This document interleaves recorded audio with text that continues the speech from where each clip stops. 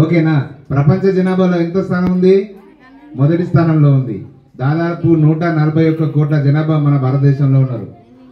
24,000 కులాలు ఉన్నాయి. 1756 భాషలు ఉన్నాయి. రాజ్యాంగం గుర్తించిన భాషలు 22. రకరకాల భౌగోళిక స్థానాలు ఉన్నాయి. జంతు పరంగానైనా, పక్షుల పరంగానైనా, మనుషుల పరంగానైనా, మతాల పరంగానైనా, భాషల పరంగానైనా, దేని పరంగానైనా మన భారతదేశం విభిన్నంగా ఉంటది. అందుకే మన భారతదేశాన్ని భిన్నత్వంలో ఏకత్వం కలిగిన ఉపఖండంగా వర్ణిస్తారు అందరూ.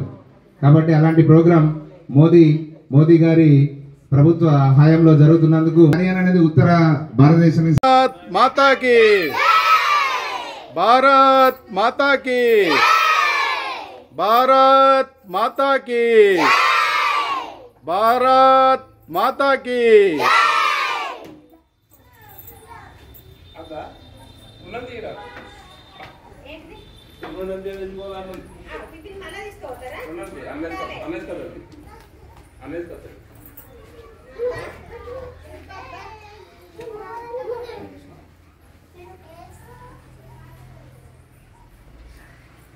ఈరోజు మా ప్రాథమిక పాఠశాల ఎంపీపీఎస్ ప్రాథమిక పాఠశాల కందికట్కూర్ స్కూల్లో ఏక్ భారత్ శ్రేష్ఠ భారత్ అనేటువంటి ప్రోగ్రాంలో భాగంగా ఈరోజు మా యొక్క పాఠశాలలో పిల్లల చేత